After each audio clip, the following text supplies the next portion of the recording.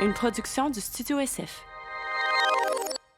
Bienvenue au Sans Filtre, le podcast où on parle de ce qu'on veut avec nos invités. That's it, je suis PH Quentin avec moi, Doom Plante. Yo. Le podcast est présenté par notre partenaire officiel, Foodero, comme toujours. Et d'ailleurs, cette semaine, Dom, on reçoit Renaud Leblanc de chez Foodero qui nous parle de sa business, premièrement, de ce qu'ils font chez Foodero, mais aussi de tous les problèmes que auxquels Foodero s'attaque, soit l'inflation au niveau du prix d'épicerie, le gaspillage alimentaire, les problèmes environnementaux qui sont causés par le gaspillage alimentaire aussi.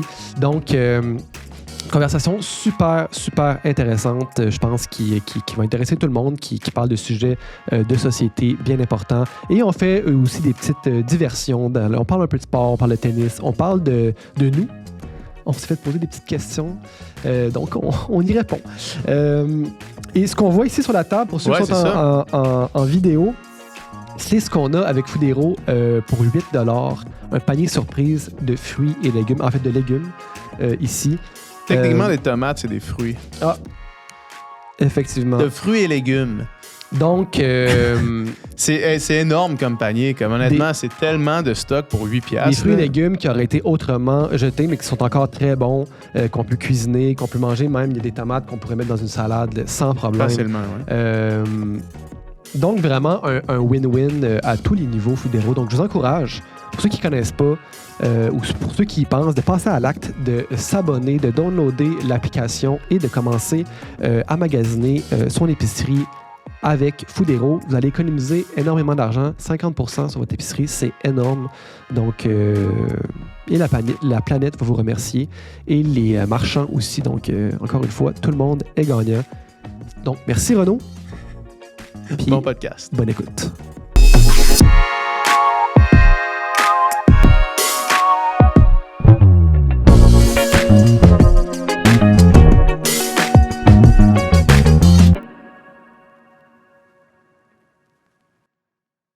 C'est parti, on roule, on start ça de même. Merci beaucoup d'être là. Let's go. C'est très apprécié. Je suis vraiment content d'être là. Merci, les gars. C'est un bon timing pour le sujet qu'on va aborder aujourd'hui, ou les sujets qu'on va aborder aujourd'hui, avec l'annonce la semaine passée du fait que le panier d'épicerie pour une famille de 2 parents, 2 enfants va monter de 1 000$ dans la prochaine année. Là. C'est quand même drastique, 1 000$, là, quand tu penses à ça. Là. C'est beaucoup. Surtout qu'il était déjà élevé. Exact, c'est ça. C'est vraiment réel. Donc, on peut parler, on peut parler des causes, on peut parler mais aussi de solutions. Ouais, parce que dans le fond, moi, juste pour la petite histoire, je me rappelle, comme si c'était hier, de la polémique du panier d'épicerie à 75$. Là. Je sais pas si vous vous rappelez de ça. Qui avait dit ça déjà? François Lambert avait dit ça. Puis après ça, après ça, il y a quelqu'un, il y avait un journaliste qui avait demandé à Philippe Couillard, le premier ministre du Québec, est-ce que vous pensez qu'avec 75$, on peut faire une épicerie pour une famille de 4? Philippe Couillard, j'imagine le premier ministre le plus déconnecté, à part François Legault, j'imagine, aujourd'hui, là. Mais elle dit, ouais, pas de problème, 75$. Puis moi, je me rappelle, avec mon ex, à l'époque, on avait fait l'exercice de faire une épicerie pour 2 pour 50$. Puis finalement, on avait réussi. Là, on était allé acheter, évidemment, pas beaucoup de diversité, puis pas beaucoup de des pois chiches secs. Pour une semaine? Une semaine à deux, c'est ça le défi? 50$, ça nous a coûté 49 et 52. Genre, on avait réussi en allant à 3 places. Fait que déjà là, mais c'est tout ça pour dire que je me rappelle de ça comme c'était hier. Puis aujourd'hui, avec 50$ pour 2, t'as 2 jours, peut-être, de bouffe, genre max. Mais toi, ça aide parce que t'es végétarien, si je me souviens. C'est t'es ça. vegan. Exact. Okay. En plus, c'est ça. Puis ça, on pourra en reparler tantôt, là. Ouais. Mais ouais, c'est ça. Si on parle des causes, parce que, tu sais, l'épicerie a monté plus vite que l'inflation, là. Ouais. Tu sais, fait qu'est-ce qui occasionne ça, en fait, là? Tu sais, je vais te lancer la balle comme ça, puis on peut partir de là. Ben, ce qu'on constate dans un rapport qui est sorti récemment de l'Institut de l'Université de Dalhousie, c'est que c'est des causes qui sont systémiques beaucoup, à commencer par les tarifs douaniers causés par l'agent orange au sud de notre frontière. Donc ça aide clairement pas. Le réchauffement climatique, puis c'est vraiment la hausse des matières premières qui est une des grandes causes, liée entre autres au transport, au réchauffement climatique, aux tarifs. Ouais. Puis... C'est vrai que la pandémie n'a pas aidé aussi, cette période-là. Non, effectivement. La pandémie n'a pas aidé. Puis nous, ce qu'on constate comme famille, comme consommateurs québécois, consommateurs canadiens, c'est que au bout de la ligne, au bout de la chaîne, qui est le panier d'épicerie, ça augmente. Mais ça, c'est l'accumulation de toutes les petites causes en amont, puis il y en a beaucoup aujourd'hui. Ouais. Fait que c'est des problèmes qui sont vraiment systémiques. Puis c'est Charlebois, le chercheur, Charlevoix? Oui, Sylvain Charlebois. Sylvain Charlebois, qui je l'entendais en entrevue. Charlevoix. Ouais, c'est ça, c'est un des deux. Pardon pour Sylvain. Toujours très pertinent, Sylvain. Ouais. Toujours très pertinent, mais je l'entendais à télé, à Radio-Canada, puis il disait que le truc qui était le plus touché, c'était la viande rouge. Ouais. De loin, c'est comme une augmentation de quelque chose comme 13 à 14 % je pense, là, dans l'année dernière. Pourquoi la viande rouge spécifiquement? Je pense qu'il y a il en parlait, Dr Charlevoix, ou appelons Sylvain. C'est une pénurie de bovins. Ouais. Je pense qui est causée par des causes comme, j'imagine, le réchauffement climatique, mais c'est qu'il y a une pénurie de bovins. Ouais, c'est ça. Ça fait en sorte que les prix au kilo augmentent. Ouais. Ouais, parce que ça, c'est comme l'argument numéro 1. Là, on parle souvent d'Olivier Primo sur le podcast, mais lui, c'est comme le truc qui met de l'avant le plus, là, la viande rouge. Puis avec raison, I guess, parce que c'est tellement rendu cher, ça n'a pas de bon sens. Là. C'est ça qu'il disait, d'ailleurs, durant son entrevue, c'est que c'est rendu un produit de luxe, alors que c'était normalement un produit très standard. Là, je le suis sur LinkedIn, Olivier, puis très souvent, au moins une fois par mois, il va poster des photos de son rack de steak au Costco. Puis, c'est vrai que ça augmente constamment. Là. Je me souviens, un des plus récents qu'il a posté, c'était je pense il y avait peut-être 8 côtelettes, puis c'était quelque chose comme 200$. Non, c'est sûr que ça, c'est une des catégories les plus touchées. Puis, je pense que c'est une occasion pour regarder pour des alternatives, peut-être. Là, toi, comme je disais tantôt, si je me souviens bien, t'es vegan. Donc, je suis pas en train de dire que tout le monde devrait virer vegan parce que la viande coûte plus cher. Mais je pense que les raisons s'accumulent, disons, pour peut-être regarder pour diminuer sa consommation. Puis, si on veut en consommer, c'est de faire attention. C'est de regarder les circulaires, puis c'est d'être opportuniste, je pense, sur les différentes solutions qu'on peut utiliser. Oui, parce que en fait, on parle souvent, tu sais, par rapport, puis là, c'est mon éditorial vegan là, de la conversation. Je suis moi-même pas vegan, mais très, disons, j'essaie de réduire friendly, aussi. Là. Vegan friendly. Une des affaires qu'on parle souvent, c'est évidemment les émissions de gaz à effet de serre de l'industrie bovine. Totalement. Une autre affaire qu'on parle souvent aussi, c'est l'utilisation d'eau pour élever le bœuf. Mais une affaire qu'on parle très rarement, puis je pense qu'il est nécessaire dans un contexte où est-ce que tout coûte plus cher puis que les salaires suivent pas, c'est que une protéine de viande bovine, ça va avoir pris 5 à 7 protéines végétales pour la créer. Fait que si à la place de prendre ces protéines-là, de les mettre dans le bœuf, puis après ça, de nous les consommer, on les amenait direct aux consommateurs, mais là, tu viens de régler un gros problème d'offre et de demande, là, parce que tu viens d'enlever toute une espèce d'inefficacité énergétique énorme dans l'élevage de la viande. Puis ça, on n'en parle pas souvent. Puis je trouve que c'est un des points les plus forts pour revoir un peu le système de nourriture dans lequel on est. Oui, puis il y a un autre argument aussi qui est de plus en plus important dans la balance, c'est l'argument économique. Là, que ton bloc de tofu, par gramme de protéines, probablement, tu reviens extrêmement moins cher que ton bœuf. Vraiment, à 3,49 le bloc de tofu, puis un bloc de tofu, tu as comme 90 grammes de protéines dedans.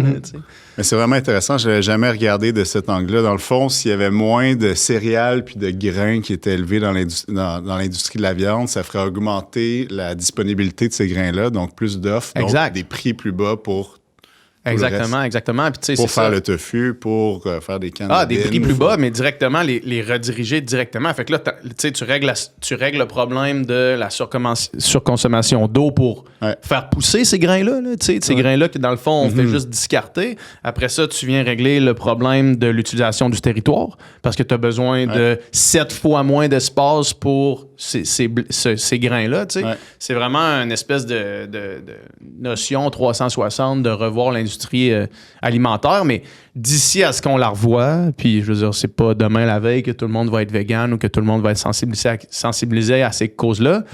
Il faut trouver une solution pour être capable d'être plus efficace dans notre système alimentaire comme on l'a maintenant, ce qui peut nous amener aujourd'hui à la discussion puis autour de Food Hero puis de comment c'est un outil extraordinaire pour justement utiliser le système qu'on a, mais l'optimiser en fait carrément. Là.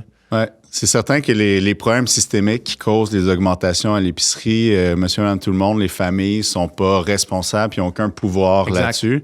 Par contre, le pouvoir qui nous revient, c'est les solutions qu'on utilise après pour s'alimenter. Et oui, c'est gentil de le présenter comme ça. Food Hero, clairement, est une solution qui est de plus en plus utilisée au Québec et maintenant à travers le Canada.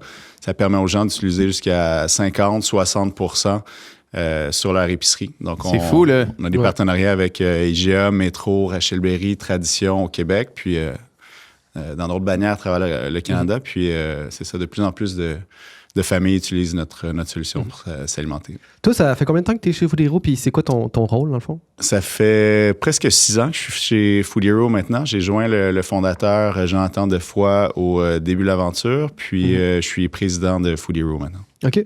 Puis ton background, parce que tu m'as rappelé ça quand tu es rentré. Dans une autre vie, on s'était rencontrés où est-ce que tu travaillais pour Move Protein. C'est ça. Puis tu avais fondé ça, non? C'est une compagnie que j'avais fondée en 2019. Justement, sensibiliser à la cause de l'impact de l'industrie bovine sur l'alimentation. Je me rappelle la conversation qu'on avait eue, puis là, corrige-moi si je me trompe, puis parce que les souvenirs jaillissent au moment où est-ce que je te parle, là, mais tu m'avais dit... La protéine laitière, fait que celle qu'on retrouve, mettons, dans de la poudre de whey, là, ça provient comme des déchets de l'industrie laitière. C'est ça, comme ça que tu me l'avais vendu, si je me rappelle bien. C'est vrai, ça me ramène des vieux souvenirs, t'as une bonne mémoire. Ça provient des déchets de l'industrie laitière. Fait que ce que t'as, dans le fond, le petit lait qui se rend jusqu'à toi sous forme de poudre, c'est comme un déchet de l'industrie plus grosse. Fait que la qualité de ça, c'est un peu vraiment... le filtrat de l'industrie laitière. Donc, ce qui est fait pour le lait, les yogourts, l'espèce de matière séchée qui reste à la fin. Dans les années 80-90, il y a du monde qui se sont rendu compte que c'était encore très haut en protéines, puis qui pouvaient le sécher au maximum, puis le grinder en poudre très fine, et que c'est ça, ça avait une très forte teneur en protéines. Ouais. Fait que tu avais fondé ça, Move Protein. Puis après ça, qu'est-ce qui t'avait amené à faire le switch vers... Ben, j'ai opéré cette compagnie-là pendant 5 ans, puis... Parallèlement, dans le fond, à travailler chez Food Hero aussi, non? Non, j'ai fait ça de 2019 à... Non, c'est pas vrai, de 2016 à 2020 environ. Puis en 2020, j'étais arrivé pas mal au bout de ce projet-là. J'ai cédé la compagnie à mon partner, puis j'étais prêt à faire autre chose. Puis j'ai vu Food Hero sortir sur mes réseaux sociaux qui étaient à leur début. Donc, j'ai contacté Jonathan, fondateur, puis j'ai dit, il faut qu'on travaille ensemble, puis c'était le début. Qu'est-ce qui t'attirait de Food Hero? Qu'est-ce qui t'attirait de cette Ben, j'ai toujours été vraiment passionné des systèmes alimentaires, de l'industrie agroalimentaire en général, puis du monde de business, puis des opportunités qui s'en dégageaient. Là, ça faisait 8-10 ans que j'étais dans l'industrie du côté plus CPG.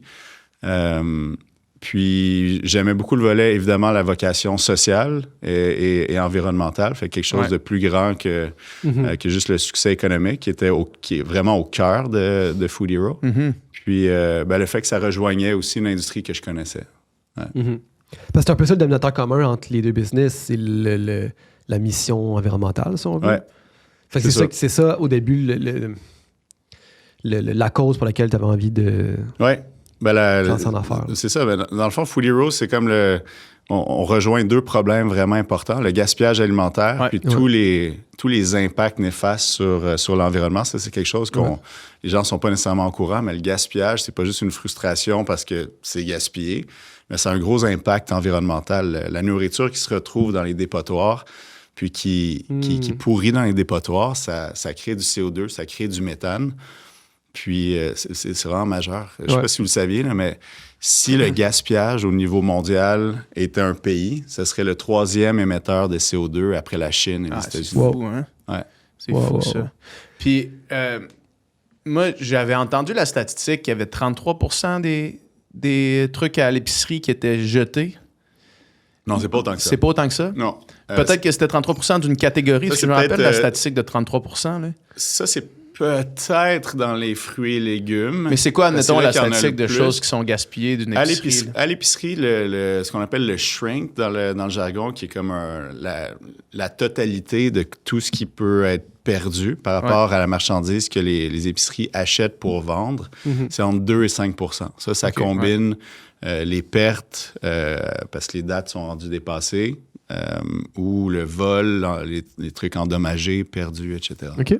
Entre 2 et 5 % à travers l'industrie. Mais je sais qu'aussi, il y a une grosse partie du gaspillage alimentaire qui est chez le consommateur, là, qui est de la bouffe qui a été achetée puis qui finalement n'a jamais été utilisée puis qui est jetée rendu là. Fait que c'est peut-être ça aussi le pourcentage que tu as entendu. Je me rappelle pas. Mais 2 à 5 % sur les volumes. C'est énorme. Là.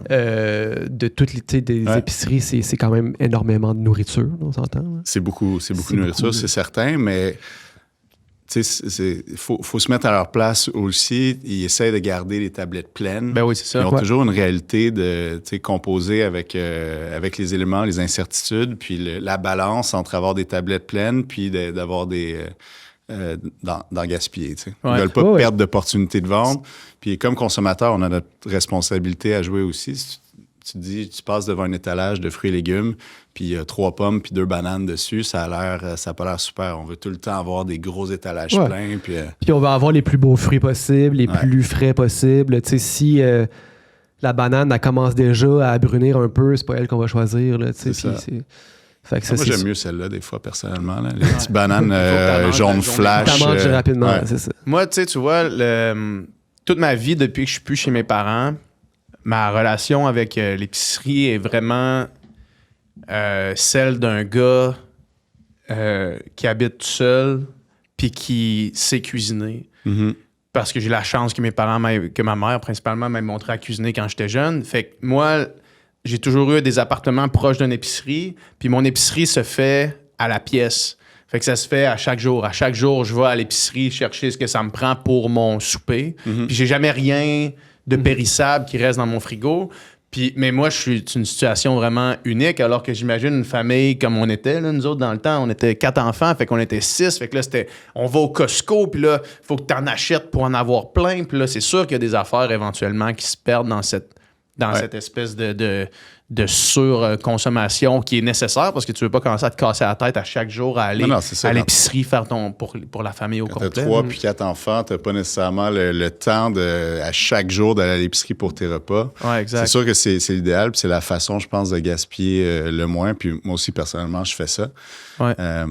Mais non, si tu te mets à la place, c'est ça, la famille, disons, en banlieue, qui va chez Costco une fois par semaine ou même une fois par 2 semaines. Ouais. Puis c'est ça, qui achète 2 carrosses pleins. C'est sûr qu'à la fin, c'est dur qu'il n'en reste pas un petit peu. Oui, exact. Ouais. Moi, j'ai fait les dragons l'année passée, dans l'œil du dragon. Puis j'avais rencontré David Côté dans le passé, mais je suis comme retombé en contact avec lui. Fait que j'ai commencé à le suivre avec Loop Mission, avec toute l'économie circulaire. Puis des fois, il postait des affaires. Mettons, il est dans l'usine de Loop. Puis là, il dit, voici ce qu'on s'est fait appeler pour des clémentines cette semaine. Mm-hmm. Puis là, il montre les clémentines qui sont arrivées chez Loop, là, qui allaient être jetées sinon. Là, des calices de palettes complètes, mais genre pas 5, là, genre 15 palettes complètes de clémentines à rebord, genre belles, toutes prêtes à consommer, qui allaient être jetées sinon. Puis tu te dis, OK, si ça peut tomber entre les cracks, mettons, mais ça en prend beaucoup plus des entreprises comme ça qui viennent créer, justement, combler un besoin, en fait. Puis ce qui m'amène aussi à penser à... tu sais, il y a beaucoup de discussions autour de la décroissance, là, comment sauver la planète, puis comment... Puis la décroissance, c'est bien beau, mais l'homme étant l'homme, puis le régime capitaliste dans lequel on est, la décroissance sera probablement jamais la solution pour être vraiment capable de sauver la planète. Oui, il faut faire attention à comment on consomme, mais globalement, j'ai pas l'impression que la décroissance va nous sauver, mais ça va être par l'entrepreneuriat, ça va être par des compagnies qui se veulent profitables, qui se veulent rentables, qui vont mettre en place des solutions pour justement aider la situation, puis Food Hero, c'est un peu ça, dans le fond. Là. Ah, c'est décroissance. Ça peut être on peut avoir de la décroissance de notre consommation comme consommateur, tu sais, de consommer moins et mieux, mais ça ne veut pas forcément dire une décroissance de nos systèmes économiques. Ouais. Puis je pense que, comme tu dis, Food Hero en est un exemple. Grâce à notre modèle, il y a moins de gaspillage dans les épiceries, puis on permet aux gens de s'alimenter à moindre coût. Puis, on engage du monde, puis on paye nos impôts. Puis, je pense qu'on fait partie d'une croissance économique, mais on permet une certaine... Je sais pas si ça fait du sens. Oui, tout à fait. Je pense aussi que la solution passe par l'efficacité, puis de rentabiliser au maximum les ressources qu'on a déjà, mettons, là, justement, en évitant le gaspillage. Mais si je fais le parallèle avec, mettons, l'énergie ou l'hydroélectricité, au lieu de consommer toujours plus, c'est comme comment est-ce qu'on peut faire plus avec ce qu'on produit déjà, comment qu'on peut être plus efficace avec cette énergie-là, comment qu'on peut faire autant ou plus, mais avec la même énergie, là, finalement. Fait que, même chose pour la bouffe. Si on a gaspillé moins, on est moins obligé d'en produire plus, on peut en produire autant et nourrir plus de personnes. Puis il va y avoir de la belle croissance dans les compagnies d'isolation, puis de vitres éco-énergétiques. Exactement. La décroissance de certains et la croissance de d'autres. Mais oui. Fait que c'est quoi le fonctionnement là, de Food Hero, là, le concept, comment ça fonctionne? Oui. Fait que si on regarde le flow de la nourriture, ça part d'une routine qui existe déjà depuis toujours dans les épiceries, qui s'appelle la tournée fraîcheur. Donc, dans chaque département, tu as les gérants d'épicerie depuis toujours qui se promènent puis qui enlèvent ce qu'ils considèrent comme invendu, invendable des tablettes. Maintenant, ces aliments-là, au lieu d'être jetés, quand ils sont encore bons, évidemment, sont retirés des tablettes, puis ils sont scannés avec l'application Marchand Food Hero, puis ils sont storés dans le backstore des épiceries. À partir de ce moment-là, une fois qu'ils sont scannés, ça apparaît sur notre place de marché virtuelle, parce qu'on a une application mobile gratuite, puis les gens peuvent les acheter en rabais. Donc, comme consommateur, quand tu télécharges l'application, tu te géolocalises, tu rentres tes informations de carte de crédit, puis tu peux, à partir de ce moment-là, voir la nourriture de façon opportuniste, si on veut, qui tombe près de chez toi. Tu l'achètes sur l'app, puis tu ramasses à l'épicerie. Puis comment est-ce que vous assurez que les produits... Parce que j'imagine que c'est ça qui va être le frein de la plupart des gens, c'est la perception que les produits sont moins frais ou que les produits sont pas autant de bonne qualité. Là. C'est quoi le processus qui est mis en place pour s'assurer que ce soit pas le cas? Je te dirais que la clé pour nos épiceries, pour le modèle Food Hero et qui devrait l'être aussi pour le frigo des gens, c'est la congélation. Donc, à peu près 80% de ce qui est ajouté puis vendu sur Food Hero, c'est congelé. En grande partie, c'est de la viande, du poulet, du poisson. Donc, la nourriture est congelée au moins 24 heures avant qu'elle expire. Donc, ça permet de la vendre et de la consommer pendant longtemps après. Fait que toi, tu l'amènes chez vous, tu la laisses congeler puis tu la décongèles quand c'est le temps de la manger. C'est ça. Donc, tu l'achètes congelé, puis c'est ça. Donc, tu mets ça au congélateur, puis 24 heures avant de la manger, tu le décongèles. Moi, je fais ça à la maison, disons que j'achète trop finalement, puis finalement, un soir, je vais au restaurant, je pensais manger un poulet qui expire le lendemain, mais tu le mets au congélateur, puis quand tu es prêt à le manger... Donc, quand tu dis c'est storé dans le backstore, c'est dans des gros congélateurs, mettons. Oui. Fait qu'on a des espaces dans les réfrigérateurs et dans les congélateurs dans le backstore. Puis c'est classé dans des bacs par département. OK. Puis pour les fruits et légumes, ils sont réfrigérés, j'imagine, plutôt que congelés. Hein? Les fruits et légumes, c'est un système différent. C'est réfrigéré, c'est pas congelé, évidemment. Puis on le vend sous forme de panier surprise. C'est un produit qu'on a lancé il n'y a pas très longtemps, cette année. Puis donc, pour une valeur de 20 $, Pour 8 $, tu achètes pour une valeur de 20 $ de fruits et légumes. OK. Surprise. Tu nous l'as fait d'ailleurs. Là. Puis là, Ben oui. c'est quand même On en parlait, impressionnant. ben oui. Là. Fait que je veux quand même le montrer. Fait que si on peut être sur la caméra wide, là. Fait que là, ça, je viens de ramasser c'est pour ça. 8 piastres, là. Je viens de ramasser ça au Rachel Berry Saint-Denis en m'en venant ici. Puis, pour 8 $. C'est incroyable, là, cette histoire-là. Là. J'ai pas dit à personne que je travaillais pour Food Hero, là, for the record.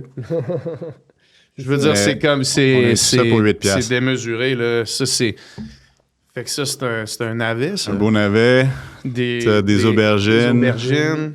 Hey, mais c'est parce que là, le monde, il pense que ça finit déjà, pas, là. Ouais. Mais ça... Les carottes Des carottes sont belles. sont encore belles. Bon, ça, c'est La salade, c'est même. un peu fatigué. Des épinards. De la salade. Ça, juste ça, c'est 5 $, je pense. Ouais. C'est ça, là, tu sais. encore bon, ça. Puis ils ont le 20$ C'est encore très généreux bonne, parce hein. que c'est plus que 20$, ça, là. Ouais. Non, c'est Ben oui. vraiment plus que 20 piastres, là. Ouais. C'est comme, ça n'a pas de bon sens, là. Ça, tu peux encore mettre ça en salade, là. Ah, facilement, Puis, ouais. une Facilement, couple de jours, tu peux puis ça faire une fait sauce Ben oui. easy. Fait que ça, là, tout ça, pour 8 piastres, là, pour les gens qui nous écoutent en audio seulement, là, la table est pleine de légumes, là. De fruits et légumes avec les Ouais, il y a tomates, genre, là. 10 8 tomates. Ouais. 2 navets, un petit oignon, 4 grosses aubergines, des carottes, un peu qui sont fatiguées, mais on ne dira pas. Puis un panier de... Le panier d'épinards. d'épinards, c'est 5 piastres, juste ça. le panier tout seul, là. Ouais. Ouais, c'est incroyable ça. Fait que ça, puis ça, c'est le panier surprise. Fait que là, comment ça fonctionne, le panier surprise? Comment est-ce que les épiciers s'en occupent, là? T'sais, eux autres, ils prennent vraiment les trucs qui sont le plus proches de passer date, puis ils les mettent, là. Ben, c'est un problème qu'on essaie de résoudre depuis longtemps chez Food Hero. Comment adresser le département des fruits et légumes, qui est le département en volume de nourriture qui a le plus de pertes, sans rendre ça le plus trop compliqué pour les épiceries. Parce que nous, c'est toujours ça nos défis, c'est de permettre aux épiceries, compte tenu de leur contexte, qui ont souvent des pénuries de main-d'œuvre, qui sont débordées de tâches constamment, qui sont toujours en train de s'ajuster, de rendre la tâche d'ajouter de l'inventaire à Food Hero le plus simple possible. Pour la viande, de la façon qu'on l'a montée, tu as une bavette de bœuf mariné, il y a un code barre dessus, c'est super simple. Puis la valeur économique aussi est très intéressante parce que pour une petite bavette, c'est 10 $. Ouais. Fait que c'est un scan, ça se ramasse sur Food Hero, tu le mets au congélateur, c'est Tandis simple. que commencer à le faire tomate par tomate, c'est vraiment plus compliqué. Tu peux là. pas le scanner, est-ce que tu veux commencer à le peser? Ça, c'est des projets qu'on a regardés. Puis on a réalisé que le panier surprise, c'est la meilleure façon d'aller chercher du volume sans que ce soit trop complexe pour les épiceries. Puis en offrant aussi, comme vous voyez, un produit qui est intéressant au final pour le consommateur. Mais c'est un peu le même principe que quand tu es abonné à un panier de légumes d'un cultivateur. Là, mettons, moi, j'ai une amie qui est agricultrice qui fait ça, puis pendant un été de temps, on recevait ses paniers à chaque semaine, puis t'as comme les légumes de saison, de la période de l'été où est-ce qu'on est rendu, ou du printemps, ou de l'automne. Puis là, tu reçois ton panier, puis ben cette semaine, c'est ça. Fait que là, tu fais un peu ton menu, tu fais tes recettes à partir de ça. Fait que c'est ça qui est cool aussi, c'est, tu sais, C'est qui l'agriculteur en question? Elle s'appelle Shayna Hayes. Shayna Hayes, ouais. OK. Dans quel coin? Puis, elle avait une terre... Avant, elle faisait ça dans le coin de Montréal. Maintenant, elle est en Gaspésie. OK. Elle est en Gaspésie. Puis ils font des paniers surprises avec leur récolte? Ouais. OK. Ouais, ben tu sais, elle faisait, dans le fond, cet été-là que j'étais abonné, elle faisait surtout pour comme... Elle faisait pas assez de volume pour que ça soit genre vraiment... parce qu'elle fait ça pratiquement toute seule. Là. OK. Fait que c'était comme plus surtout pour des amis, connaissances, personnes proches. Mais là, elle fait de plus en plus en Gaspésie, plus de volume et tout. OK. Mais c'est ça, tu sais, t'as les légumes qui étaient prêts cette semaine-là. Là, tu sais, fait que dépendamment du temps de l'année, ben, ça varie. Ouais. Puis... je le fais. J'ai un de mes meilleurs amis qui s'est installé avec sa femme, shout-out Arthur et Ariel, ils sont installés à Sainte-Adèle il y a une couple d'années pour bâtir une ferme, c'est ça, à Sainte-Adèle. Puis c'est ça, concept de panier surprise. À chaque semaine, ils font des paniers pour les restos. Puis c'est vraiment des beaux produits. Mais tu sais, d'avoir l'équivalent à l'année, puis dans ton épicerie à côté de chez vous, c'est quand même, c'est quand même malade. Puis tu sais, C'est ça, tu sais, t'arrives, puis là, même à cette heure avec ChatGPT, tu pourrais prendre une photo de ça, clac. Qu'est-ce que je fais avec Ouais, une parce que c'est tomate ça demande aubergine? quand même des skills de cuisine. Tu sais, il faut que tu sois capable de tourner le bord puis faire de quoi, là, tu sais. Ouais. Ben, Comme moi, juste ça, avec ça, là, je ferais des eggplants un peu comme... au four. Ouais, au four avec une sauce tomate Sauce par-dessus, tomate, avec l'oignon. Tu peux utiliser l'oignon, le poivron le grillé. poivron aussi. Ouais. Des petites carottes grillées à côté, là. Les carottes, moi, je trempe ça dans l'houmous. Ma meilleure façon de manger des légumes, moi, c'est un pot de houmous. Ouais. Ouais. Ouais. Mais tu vois, ça, c'est... Puis, fait que vous autres, les épiceries, c'est facile de voir où ils trouvent leur compte, là, la différence entre jeter les légumes puis les vendre, ils sont bien mieux de les vendre à rabais. Ouais. Vous, après ça, vous prenez une cote sur chaque transaction parce que l'application est gratuite? C'est ça. Nous, on est payé à commission okay. sur ce qui est vendu. Donc, qui est payé par le détaillant, l'épicerie. Puis, on prend un petit frais de transaction aussi sur les commandes. Ouais. Fait que tout le monde gagne, en fait. Ben, c'est ça. Tu sais, c'est comme... Le consommateur gagne parce qu'il économise combien de pourcents, t'as dit? En moyenne, 50%. 50%, c'est... Mais tu sais, juste immense. Ça pour 8 piastres, c'est plus que 50%. Là, je m'excuse, mais c'est... On a nos plus gros clients font à peu près deux commandes et demie par semaine. Si tu regardes la tranche, mettons le top 10%, puis ils économisent entre 1500 et 2000 $ par année sur leur épicerie. C'est fou. Ouais, c'est fou. Fait, puis... Le détaillant, évidemment, il est bien content parce que c'était des pertes qu'il y avait. Les marges sont fines en épicerie. Ouais, vraiment. Ça tourne autour de entre 2 et 4 % les marges des épiceries. Ouais.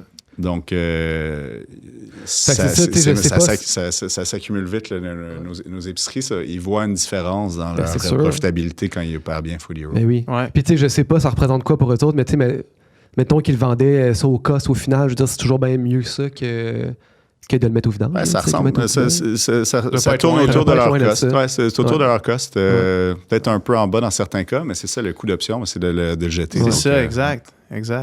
Puis il n'y a pas de coûts marginaux non plus à opérer Food Hero. Sauf dans les cas extrêmes, là, où est-ce que c'était des vraiment grosses épiceries, tu as besoin d'avoir comme une personne quelqu'un à temps plein là-dessus. Mais là, c'est parce qu'ils sont rendus qu'ils font un $250,000. Parce que ça vaut la peine. Là, ils ont déjà les infrastructures que ça prend. Ils ont déjà les congélateurs, les réfrigérateurs. Notre épicerie moyenne ne va pas avoir besoin de mettre plus de monde sur son plancher pour opérer Food Hero. Fait qu'il y a juste une coupe de bacs à mettre, à acheter dans le backstore, mais il n'y a pas d'achat de frigo, d'investissement à faire. Mm-hmm. Puis après ça, la planète est gagnante aussi. Oui, puis le gouvernement aussi, parce que tout ce monde-là fait des taxes. Les ventes de ce qu'on génère, c'est ça. Ça génère des taxes. Puis moins de nourriture dans les sites d'enfouissement, moins de coûts liés à ça. Oui. Puis là, vous êtes IGA, Métro, Marché Tradition, Marché Bonichois, Rachel Berry. Rachel Berry. OK. Puis quelqu'un, mettons, parce que ça, c'était la chose la plus difficile. J'étais dans l'alimentaire peut-être au moment où est-ce qu'on s'est rencontrés. Puis c'était un des trucs les plus difficiles de changer les habitudes d'épicerie des gens. Fait que nous, on était chez Métro, par exemple. On avait une exclusivité chez Métro. Puis là, c'est comme le monde des plats surgelés. OK. Ouais. Des plats surgelés vegan. Mais le monde n'était pas prêt à aller au métro à la place d'aller au IGA à côté de chez eux. Quand le IGA est à côté ou quand le Super C ou le Maxi est à côté de chez eux, ils vont là. Fait qu'est-ce que l'idée, c'est éventuellement de rentrer partout? Ouais, mais on fait vraiment notre mieux. Ouais. Je te mentirai pas. Mais on est pas mal partout. Si tu regardes au Québec, là, dans nos deux grandes ententes qui sont avec Sobeys, IGA puis Métro, on ratisse pas mal large. On est dans 550 épiceries à peu près au Québec. Là, la prochaine frontière, c'est vraiment les indépendants, les commerces de proximité, les boulangeries, les boucheries, les petites épiceries de quartier. C'est là-dessus qu'on a nos yeux vraiment pour 2026. Donc, pas seulement en épicerie pour le futur, possiblement. Ben, pas uniquement. C'est sûr que notre priorité, ça reste toujours de supporter notre réseau d'épiceries, puis de les aider à trouver des solutions innovantes pour ajouter plus d'inventaire sans trop d'efforts. Fait que notre focus est encore là-dessus, mais on a des gros projets pour 2026 pour justement aller chercher toutes les petites commerces de proximité qui, eux aussi, en ont des pertes. Ben puis, oui. ont du monde autour que ça peut intéresser. Un pain de la veille, un sandwich de fin de journée, ce genre de produit-là. Ouais. Puis question business, là. Est-ce que vous êtes sorti du Québec pour l'instant ou ouais, c'est ça, vous êtes... Ouais. C'est quoi vos territoires en ce moment? On couvre tout le Canada, donc toutes les provinces, tous les territoires à travers notre entente avec Sobeys. Donc, on a 500 épiceries hors Québec. Ça, c'était les gros projets pour 2024. On a déployé en juillet 2024 Sobeys à travers le Canada anglais. Est-ce que vous avez une idée de la quantité de nourriture qui est achetée à travers Food Hero? Ouais. À chaque mois ou à chaque semaine ou à chaque... Ouais, exactement. Puis puis tu peux même le savoir comme consommateur. Donc, à chaque fois que tu Sur fais un l'application, achat, tu peux aller voir. chaque fois que tu ajoutes un item dans ton panier, dans le fond, tu vois combien de kilos ça représente, puis combien de CO2 aussi tu permets d'éviter. Ouais. Fait que nous, en 2025, l'année n'est pas finie, mais on s'enligne pour avoir sauvé à peu près 4,5, 4,6 millions de kilos de nourriture. 4,6 millions. De kilos de nourriture, ouais. Wow. Ouais, puis ça représente à peu près... Attends, j'avais le... En termes de... Non, je me souviens pas. En termes de CO2, ouais. En termes de CO2, c'était à peu près 750 000 kilos de CO2, mais j'essaie de trouver l'équivalent en voyage autour de la Terre. Tu sais, on avait fait ces équivalences-là, je m'en souviens pas. Mais c'est parce que c'est sûr que c'est quand même abstrait, là, une quantité de CO2 pour moi, mettons. Là. Ouais. C'est sûr que ça pour paraîtrait sûrement mieux en vol en Floride, là, mettons. Ouais. T'as une coupe de vol, je pense. Hein. Mais c'est massif, c'est fou. Félicitations pour ça, vraiment. C'est gentil. C'est gentil. Puis de la nourriture qui est mise de côté pour être vendue, mettons, à travers Food Hero, est-ce que c'est un bon ratio, un bon pourcentage qui est finalement acheté par des consommateurs ou ben... Très bonne question. Ça, c'est toujours ce qu'on essaie de maximiser. Ouais. Puis ça touche nos projets de marketing, s'assurer que l'inventaire qui est ajouté à notre plateforme soit vendu. Puis ça tourne autour de entre le 2/3 puis le 3/4 de la nourriture qui est ajoutée, qui est finalement vendue. Il y a toujours la complexité entre balancer l'offre et la demande. On ne veut pas générer 1000 téléchargements autour d'un magasin qui ajoute très peu d'inventaire. Ça crée de la frustration, puis c'est de l'argent gaspillé aussi.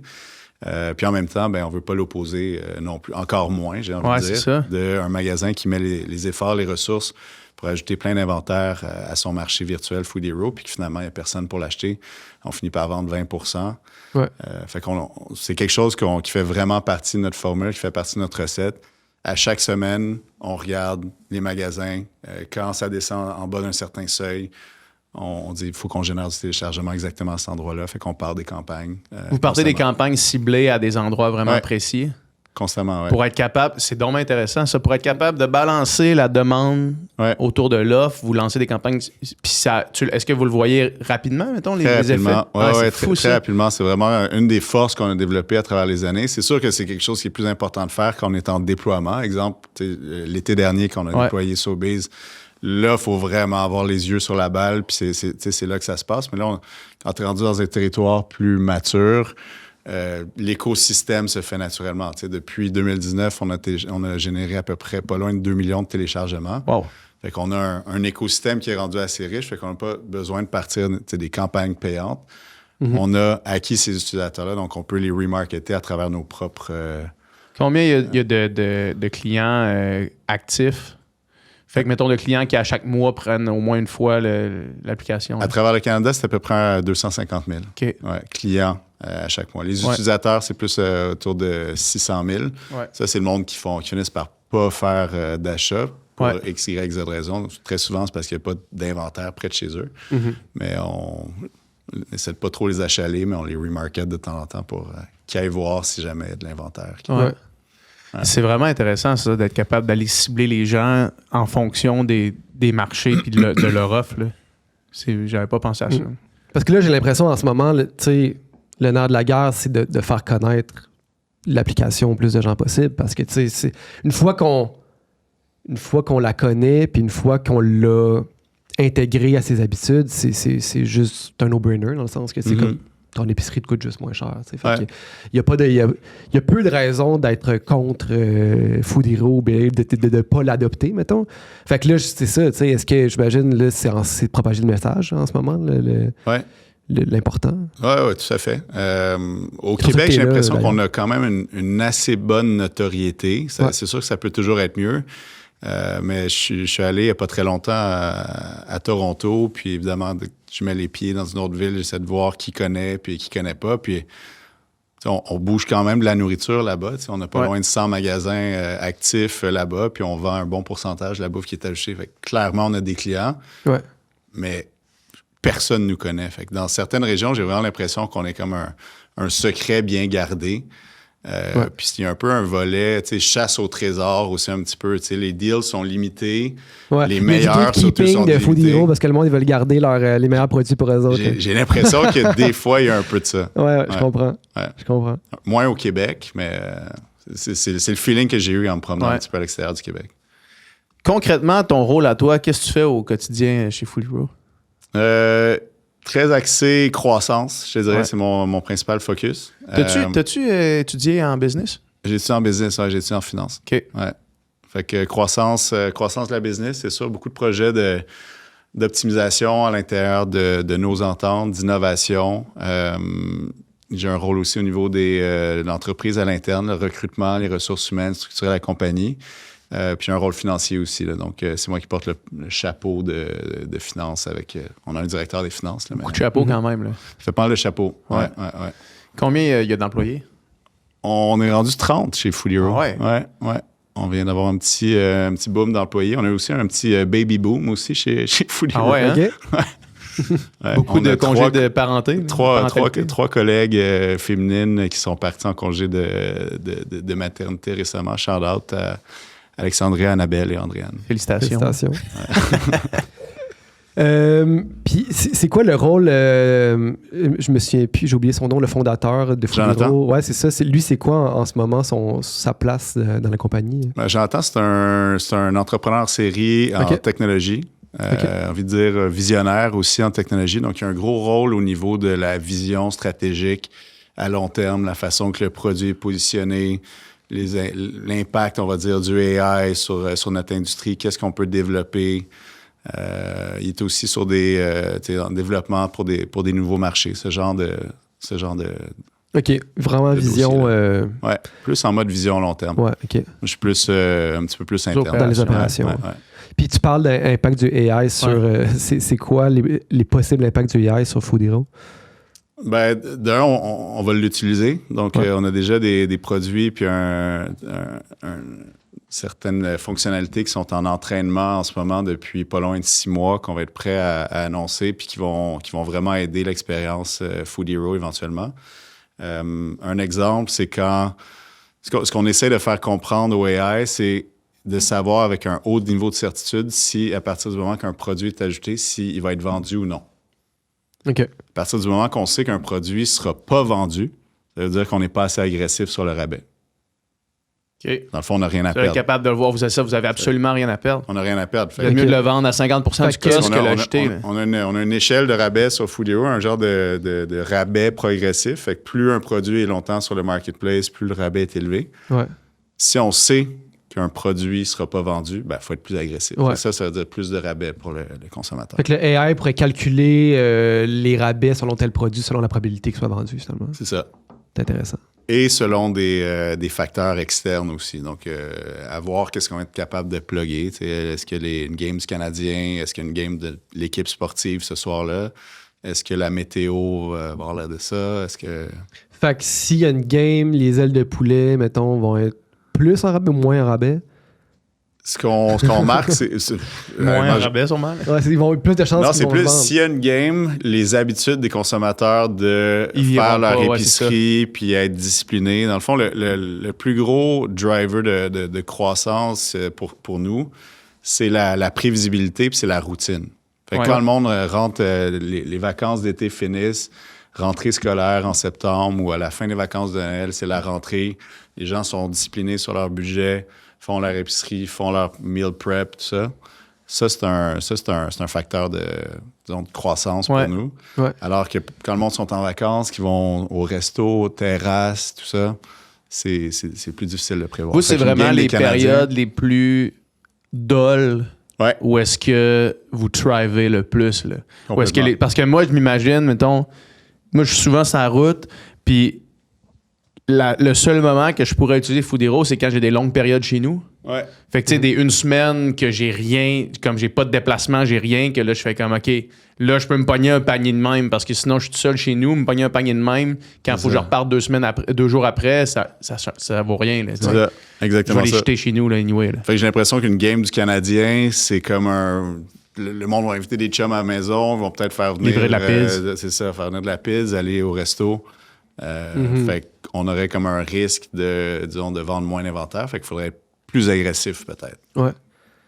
Mais c'est juste un exemple. Je sais même pas si ça va marcher ou si c'est ça qu'on va faire. Là, mais c'est ça. Fait que par exemple, l'été, mettons, vous voyez probablement que les gens sont moins assidus, sont moins réguliers sur les commandes de mettons. Un petit peu. C'est pas majeur, c'est pas un impact de 25 là, mais on voit un petit plafonnement, on va dire. Ouais. Puis mettons, le début d'année, là, les gens sont à la maison puis sont plus en mode... et on le hit aussi. Il y a le hit des cartes de crédit puis à ce niveau-là. Ouais.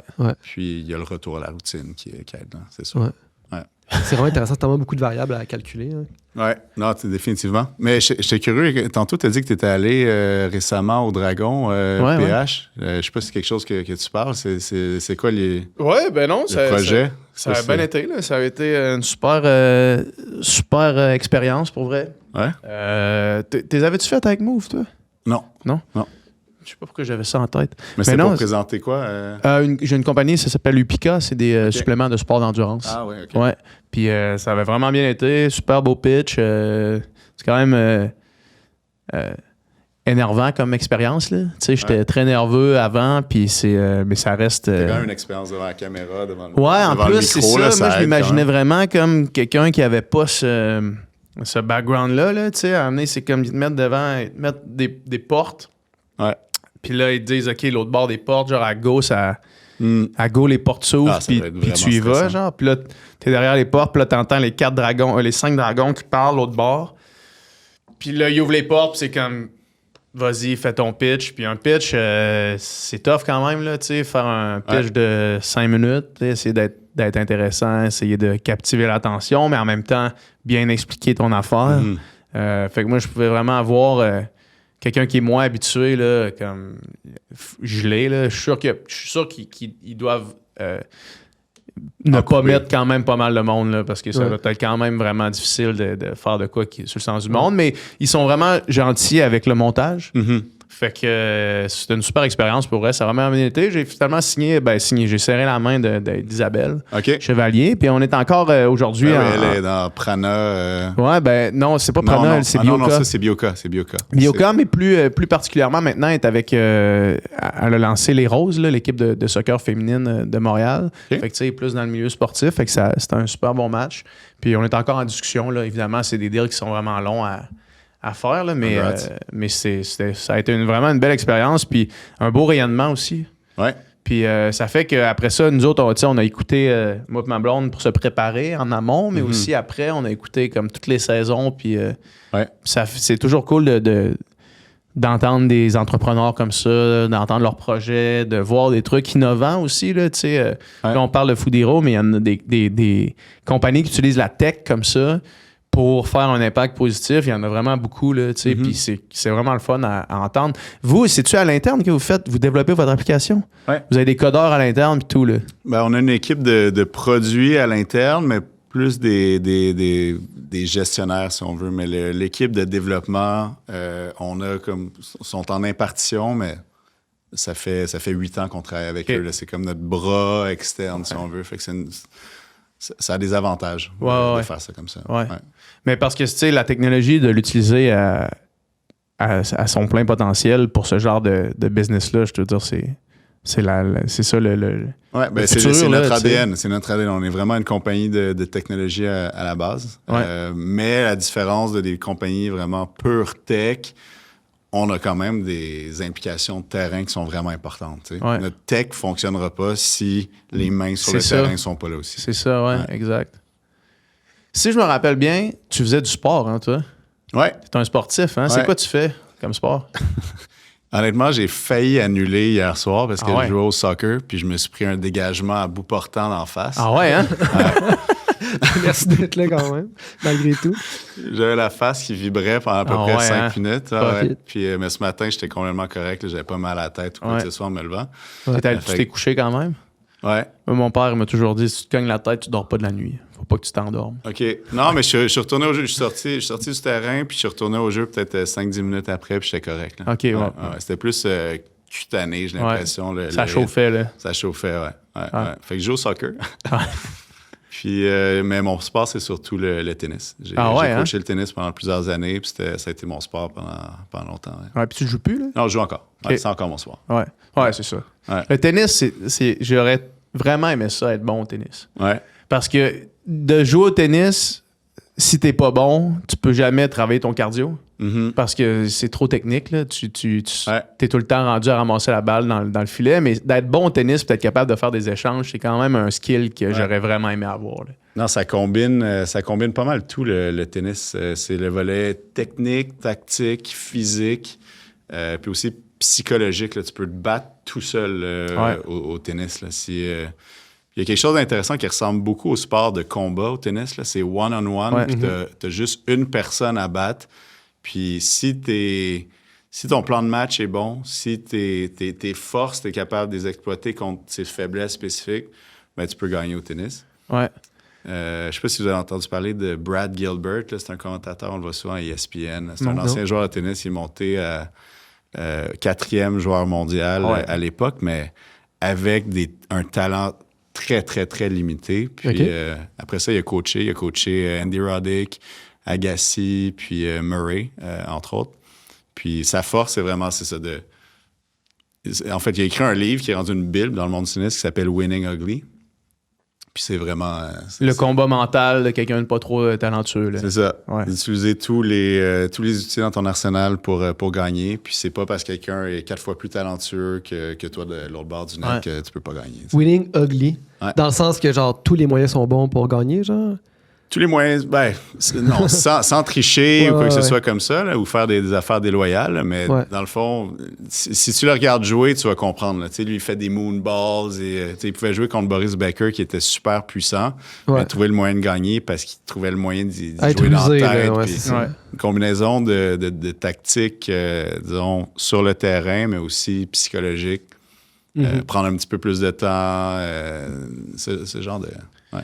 J'avais écouté un segment du podcast de Andy Roddick, justement, où est-ce qu'il avait reçu Rafael Nadal, puis il posait la question à Nadal comme un peu pour rentrer dans la psyché de ses combats contre Federer, puis de comment est-ce que les deux, mettons, à chaque fois qu'ils se rencontraient, la raison pourquoi la victoire allait d'un côté ou de l'autre, puis que ça variait quasiment à chaque match, ben c'était parce que là, lui, il amène une stratégie X. Puis là, tu te fais surprendre par cette stratégie-là. Puis là, l'autre match d'après, Nadal, il avait une réponse à cette stratégie-là. Fait que là, l'autre match d'après, Federer, il avait une réponse à la réponse. Puis là, c'était comme... Il expliquait comment leur game s'était soulevé vers le haut, puis c'était une des raisons pour laquelle, à la fin... Ils étaient intouchables dans leur pic, les deux, parce que il y a personne qui se faisait challenger autant que ça. Fait que là, en plus d'être au meilleur supérieur, fallait qu'ils se questionnent tout le temps à savoir, OK, là, je suis un des plus forts, mais il faut que je trouve une façon de l'être encore. Fait que c'était comme soulevé vers le haut. Puis il parlait justement, c'est ça, des mind games, puis de comment est-ce qu'il se faisait surprendre par une adaptation, puis il fallait que lui, après ça, il vienne changer le truc, là. Ouais. Puis là, il y a Djokovic qui est arrivé dans l'équation aussi. Là, Ouais, quand en on plus, pensait qu'il y avait juste ces deux-là, ben, lui est arrivé, il a été numéro 3 pendant vraiment longtemps derrière les deux. Là, puis c'est à mon grand désarroi. Là. Moi, j'étais vraiment plus un fan de Federer. Fait que de le voir remonter comme ça m'a écœuré. Surtout la défaite en finale de Wimbledon. Je ne sais pas si vous vous souvenez, je pense que c'était 2019. Ouais. Dans le temps, j'écoutais ça vraiment plus assidûment. Il était 45 en finale de Wimbledon, match point sur son service. Il a trouvé le moyen de perdre. Ouais. Mhm. Ouais. Ça doit être, Ça vient chercher après ça, quand tu parles de legacy puis de c'est qui le greatest, ben, Au un niveau de des plus, chiffres, un de moins. Ouais. Un Grand Slam de plus, un Grand Slam de moins pour Federer ou pour Djokovic, ça fait toute la différence. Là. ouais. Est-ce que tu regardais encore le tennis aujourd'hui? Quand même intéressant avec Alcaraz. Ouais. Moi, je suis ça activement à Doom. Je pense pas que tu suis Non, ça. moi, je l'écoute. Mon père est un grand fan de tennis. Fait que, mettons, à la maison, quand j'étais jeune, on écoutait le tennis, puis il l'écoutait beaucoup. Mais dans ma vie de tous les jours, maintenant, je l'écoute pas tant que ça. Mais c'est un beau sport. Mon grand-père a joué au tennis jusqu'à l'âge genre de 88 ans. Là. Mhm. Fait que c'est comme un sport qui est comme familial un peu. Mais moi, personnellement, j'ai pas joué tant que ça. Puis j'ai pas suivi ça tant que ça. Ouais. OK. Mais je trouve que c'est un beau sport. C'est un peu la même façon. Moi, j'écoute ça un peu de la même façon qu'une télésérie. Là. C'est comme, tu sais, les histoires, c'est les storylines, c'est comme tu sais, là, avec Alcaraz puis Sinner, c'est un peu... Moi, je me retrouve quand j'écoutais Federer-Nadal. Là. Ouais. Dans le fond, c'est la même chose maintenant. C'est juste, les gars sont juste plus forts, plus vite, plus puissants. Mais c'est la même chose. C'est deux tops qui s'échangent. Puis probablement que ça va faire la même chose que ce que je viens d'expliquer. Là. Probablement que eux, match après match après match, font juste grimper. Puis le troisième, il fait juste regarder là, On dirait les que deux gars s'en aller. Là. C'était magique avec Federer et Nadal, c'est qu'il y avait des styles de jeu puis des Vraiment brands différents, qui là, étaient complètement différents. Ouais. Puis avec l'image qui allait avec leurs joueurs, qui fitait avec leur style de jeu. Tu sais, avec Federer qui flottait sur le terrain, c'était comme quasiment artistique puis clean. Puis l'autre, Le c'était comme une taureau, brute le taureau espagnol. Là, qui ouais. crie. Puis, Mais c'est un peu ça aussi, Alcaraz, Sinner. Là. Tu sais, Sinner, il rentre un petit peu dans la case Federer, puis Alcaraz, il rentre un petit peu sans la connexion espagnole, là, mais il rentre un petit peu dans la case Nadal quand même. Je trouve que Sinner ressemble beaucoup à Djokovic dans sa façon de jouer. Tu sais, comme il peut faire l'essuie-glace pendant super longtemps, puis peut te sortir un shot en slidant sur le dur. Les gars, ils slident sur le dur maintenant comme ils slidaient sur la terre battue avant. Ouais. C'est insane. C'est fou, c'est cool à regarder. C'est vraiment le fun. Ouais. Puis à chaque finale de Grand Slam, ben, c'est tout le temps excitant de voir qui va l'emporter cette fois-là. Là. Définitivement. Comment est-ce que le sport, tu l'intègres dans la business, partie business de ta vie? Y a-t-il des leçons que le sport peut t'apprendre? Ou mettons, si je reprends l'exemple du livre Winning Ugly, y a-t-il des leçons là-dedans qu'on peut utiliser en entrepreneuriat ou dans la mission sociale que vous avez? Ben, je te dirais que le cliché, c'est vraiment pour commencer le travail d'équipe. C'est ce que je tire, on va dire, du soccer. Ouais. Je pense que c'est d'être selfless. Je sais pas c'est quoi le mot en français, là, mais mettre vraiment l'équipe. Au service de l'équipe. Là, vraiment au service de l'équipe. Là, je pense comme style de leadership, c'est quelque chose qui me rejoint beaucoup. Qui est un effort aussi de chaque instant, là, de séparer son avancement personnel avec l'avancement de la cause. Puis je pense que ça, c'est quelque chose qui est vraiment important puis qui ressemble au sport. Ouais. Sinon, ben, tous les enjeux de discipline, puis de dépassement contrôle, de soi, de dépassement de soi. C'est une bonne question pour Winning Ugly. Avez-vous des idées? Vous êtes en business aussi de comment ça peut s'appliquer? Tu peux parler pour moi, mettons le sport, le mindset du sport, de comme à chaque jour retourner à l'entraînement pour s'améliorer en vue d'un objectif, d'un but, puis ce travail-là vers quelque chose, puis à chaque jour construire le travail, puis vouloir être meilleur. Moi, c'est comme un peu ce mindset-là que j'ai gardé dans ma vie, dans la business ici, puis dans ce que je fais aussi en parallèle. Je fais de la musique.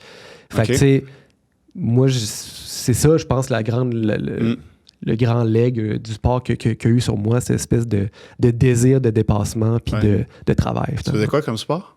La natation. OK. Les deux. OK, c'est ça. Ouais, les deux, on vient de là, on se connaît de cette époque-là. On a commencé... À l'Université Laval, si je ne me trompe pas?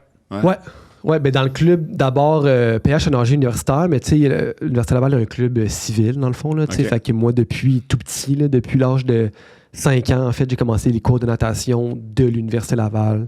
Puis ensuite, commencé la compétition. Puis nous autres, on s'est rencontrés à 9-10 ans, genre. On a commencé à faire de la compétition ensemble. Puis de Ben Rusty ouais, c'est Stewart. un... Mais C'est d'être. un bon- les petites améliorations incrémentales. Tu sais, Exact. le plus 1% par jour. Ouais. Puis de voir aussi chaque chose que tu fais du prisme de process-driven versus result-driven. Mm. Fait que de voir que, tu sais, si tu t'attends à ce que, mettons, les podcasts, par exemple, là, juste l'entreprise du podcast sans filtre, là, si on peut voir ça comme une entreprise, nous autres, au début, on s'est dit, on va sortir un podcast par semaine, puis c'est non négociable. Puis l'idée, c'était pas on veut se rendre là. L'idée, c'était on veut sortir un podcast par semaine. Ouais. Fait qu'il n'y avait pas d'objectif qu'on aurait peut-être ou non été déçu de ne pas atteindre ou content de l'avoir atteint.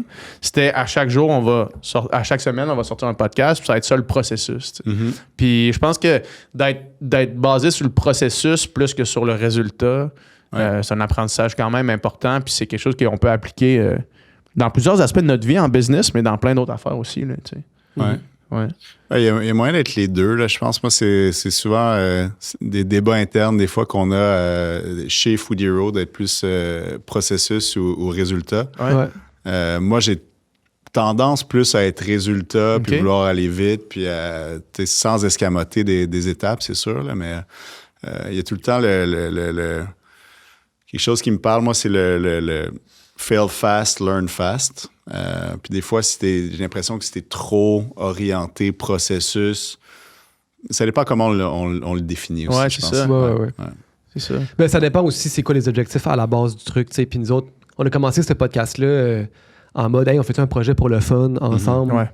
genre pour avoir un prétexte de nous autres se voir, Ouais. puis un prétexte pour rencontrer du monde intéressant, puis Ouais. apprendre d'eux autres. Tu sais. Fait que Ouais. c'était ça comme un peu la genèse, puis le pilier principal du truc. Fait qu'après ça, tu sais, les considérations business, tout ça, sont venues comme après, mais ils n'ont jamais été centrales ou n'ont jamais été le point de départ du truc. Tu sais. Ouais, je comprends. Fait que- C'est venu après. Ouais, c'est venu après. Mais juste de sortir un podcast par semaine, ça peut être vu comme un résultat aussi. Ben oui. Ouais, je comprends. Ouais. Je comprends. Ouais. Ouais. Il y a quelque chose qui a été créé qui Ouais. n'existait pas. Puis maintenant, ça existe. Maintenant, ça fait combien de temps que vous faites le podcast? Longtemps. Ça 7 fait ans. 7 ans, Ouais, c'est 7 ans. ça. 7 ans. Ouais. Ça fait. On a plus que 300 épisodes. Là, on est à un épisode à chaque 2 semaines. OK. Plus que 300 épisodes, quand même, c'est du stock. Là. Ouais, vraiment. C'est une longue période. C'est beaucoup de monde à rencontrer, beaucoup d'apprentissage. Où est-ce que vous voyez il y a beaucoup de discussions autour du monde du podcast, puis la façon que c'est structuré, tout ça. C'est quoi votre vision de l'industrie du podcast au Québec? Puis est-ce que ça ressemble aux États-Unis? Moi, j'avoue que j'écoute beaucoup de podcasts. La States. grosse affaire qui change au Québec, c'est la grosseur du marché. Mhm. Tandis qu'aux États-Unis, tu sais, aux États-Unis, si tu parles en anglais, tu parles à tout le monde. Là. Moi, la plupart des podcasts que j'écoute, c'est des podcasts américains. Fait que, tu sais, aux États-Unis, il n'y a comme pas de plafond de de combien de monde peuvent t'écouter. Tandis que si tu parles, si c'est un podcast francophone, premièrement, au Québec, c'est dur d'aller en francophonie en général. Notre accent est trop épais pour la plupart des gens en France ou en Afrique. Là. Vos accents parce que... Non, c'est ça. Et c'est surtout, ça. nous, en plus, tu sais, une des spécificités de notre podcast, c'est qu'on couvre un peu l'actualité du Québec. Là, tu sais. Donc, Ouais. pour un Ouais. Français ou pour n'importe qui dans la francophonie, c'est peut-être moins intéressant. Fait que le bassin est moins grand pour imaginer un Eldorado comme ça se passe en ce moment aux États-Unis. Là. Tu sais, aux États-Unis, c'est infini le scaling que ça peut avoir. Tu sais, ici, au Québec, le bassin est trop petit pour imaginer cette espèce de shift-là complet. Mais il y a quand même encore beaucoup de place pour une genre de transition hybride entre les médias traditionnels et les podcasts. Tu sais, je pense que c'est là le shift va se faire, où est-ce qu'il n'y aura plus de... Il n'y aura plus de séparation. Là. Les médias traditionnels vont faire des podcasts. Les podcasts comme nous, je veux dire, avec la qualité audio, la qualité visuelle, je veux dire, je vois pas quelqu'un qui ferait comme « Ah, je préfère écouter la télé à un podcast si le contenu t'intéresse. » Fait que je pense que ça va être vraiment... la séparation va s'enlever. Fait que je pense que c'est vers là que ça s'en va. Là. Il y a vraiment un merge entre les deux. Puis on le voit, là, le podcast se professionnalise, puis les médias traditionnels essaient de trouver des moyens de faire des trucs D'être moins cher. à moindre coût, de manière plus légère, plus directe. Fait que, tu sais, Nous autres, tu sais, au final, le podcast, peut-être qui ressemble le plus au Sans Fil Podcast, qui traite le plus des mêmes sujets, c'est genre le podcast de RAD, là, tu sais, qui est fait par Radio-Canada. C'est le premier qui m'est venu en tête. C'est ça. On disait ça, les médias traditionnels qui faisaient des podcasts. Exact. Ou, tu sais, des personnes issues de la télé qui se startent des podcasts parce qu'ils voient là peut-être le futur de leur métier. Là, fait qu'on en voit aussi de plus en plus. Là, fait que, il y a clairement un merge qui va là. Il y a clairement aussi un transfert de capital, là, d'argent là, qui était à la télé, qui se perd en pub qui s'en va vers le web. Mais tu sais, bientôt, le web, la télé et le web, ça sera plus deux affaires. C'est la même chose. Ça va être une affaire. Puis il va y avoir ceux qui le font de manière indépendante, il va y avoir ceux qui le font de manière dans une structure comme Radio-Canada ou comme ou d'autres plus indépendantes comme Urbania, exemple, ou d'autres. Mais t'appelles-tu encore ça un podcast si c'est filmé puis diffusé live? Mais tu sais, je veux dire, le podcast... Je pense à La soirée est encore jeune à l'époque, tu sais, que c'était diffusé dans des... essentiellement, c'est un podcast, mais c'est ça. C'est une émission en live to tape, en rediffusion, peu importe comment tu veux l'appeler. Je pense que l'appellation est juste une nomenclature rendue là. Des lignes grises. Aussi, tu sais, la définition de podcast...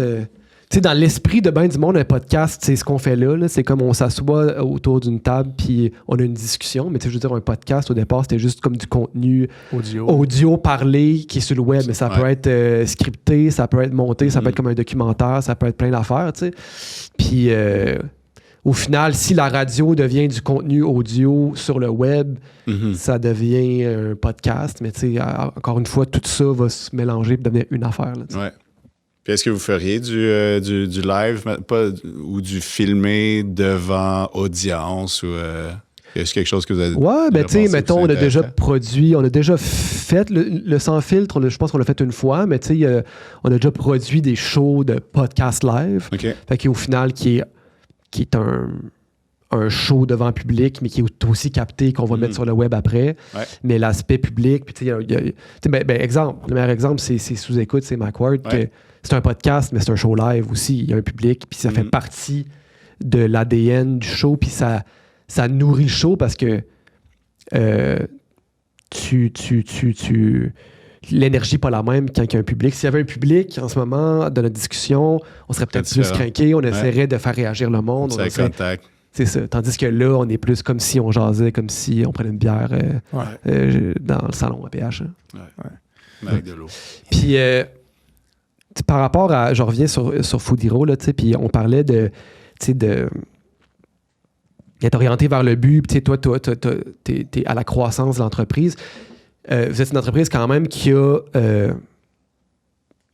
un côté éthique, qui a des valeurs environnementales. Est-ce que des fois, la croissance puis les valeurs de la compagnie, est-ce que des fois les choix, je sais pas comment dire, les choix les valeurs, inévitablement, c'est sûr qu'ils ont un impact sur la direction, les choix de la compagnie. Est-ce que des fois, il y a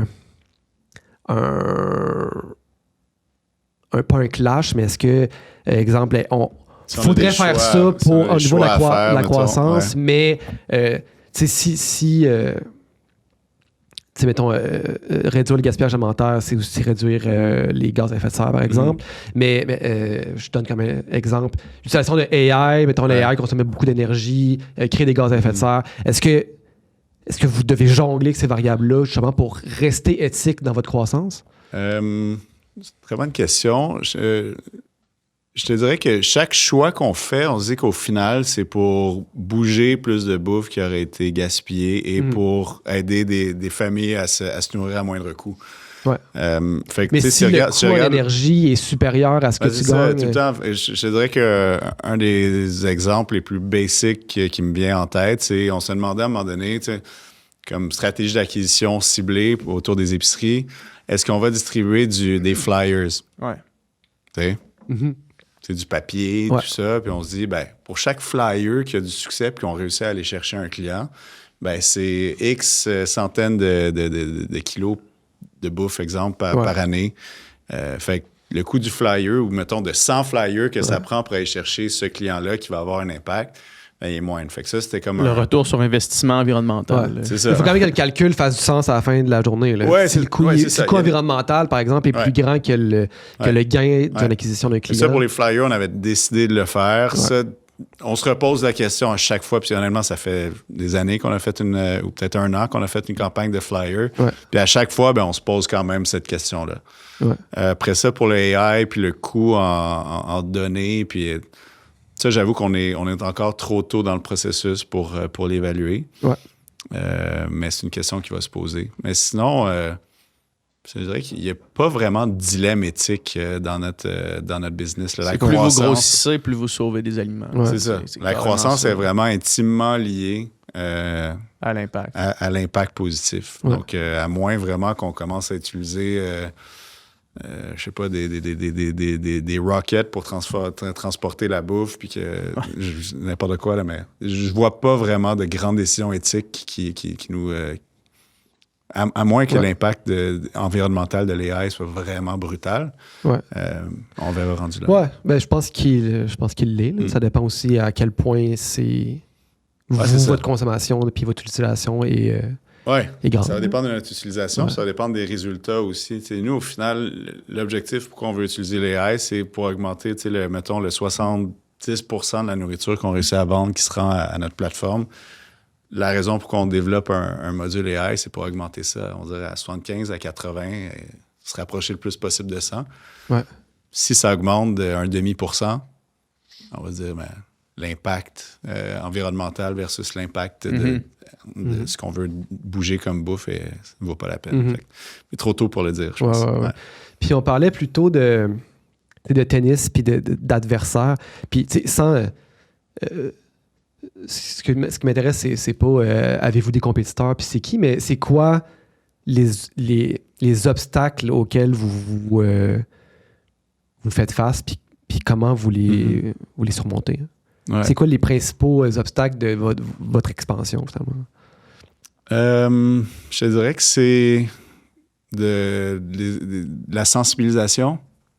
Il y a eu longtemps est-ce qu'on approchait des épiceries qui nous disaient qu'il n'y avait pas de pertes ou qu'il n'y avait pas le temps pour adresser les pertes. Donc, il a fallu trouver différents moyens pour être diplomatique. Déjà, de un, il n'y a pas de honte à en avoir des pertes. Des fois, il y a un petit peu ce Non, nous autres, on gaspille absolument rien. C'est ça, c'est quelque chose qu'on voit à peu près plus aujourd'hui. Ouais. Mais en 2020, on le voyait plus. Fait que ça a fallu être vraiment patient puis diplomatique dans la façon de présenter nos solutions. Puis sinon, c'est les défis de vraiment s'ajuster à la réalité du monde en épicerie. Fait que, comme je disais tantôt, d'être de plus en plus performant dans les outils qu'on leur prend. Il ne faut pas que ça leur prenne trop de temps. C'est juste ça. Puis il faut qu'on s'ajuste à leur réalité en épicerie. Fait que c'est d'être innovatif, d'être vraiment... c'est quoi le terme que je cherche? Versatile ou habile. Agile. Fait que c'est vraiment dans votre relation avec les marchands, finalement, qui est un peu là qu'il y a du travail à faire, ou du moins de... Oui, vraiment, parce que honnêtement, je pense que le consommateur, les familles sont au rendez-vous. T'sais, quand on arrive avec une offre de qualité, il faut juste s'assurer qu'il y en a assez, là, mais je pense qu'on a atteint un volume critique déjà. Puis il y a un peu de sensibilisation aussi à faire. Il y a certaines personnes qui se freinent un peu au fait que ce soit congelé des fois. Fait que un peu changer les habitudes. Mais sinon, c'est plus au niveau de notre solution pour l'inventaire, pour les marchands. Je pense que c'est plus là. Très cool. On invite les gens. Puis, en fait, premièrement, merci beaucoup d'être le partenaire officiel du Sans Fil Podcast. Ça, c'est super cool. On est vraiment content de ça. Moi, évidemment, c'est quelque chose qui fit dans mes valeurs absolument. Puis on invite les gens à s'abonner. On va sûrement en avoir parlé dans l'introduction du podcast. Mais merci de ton temps. C'était super intéressant. Merci des légumes qui sont devant nous. C'est Dom qui va partir avec parce que moi, demain, je pars pour l'Arizona. Fait que je pourrais pas... Non, j'ai vraiment aimé la discussion. Merci. Merci cool. Les gars de m'avoir eu. Puis merci d'être un partenaire aussi. Là, It Goes Both Ways. Je suis vraiment content d'être venu. Puis content avec grand plaisir. Participer à faire connaître la marque. Puis au final, c'est ça.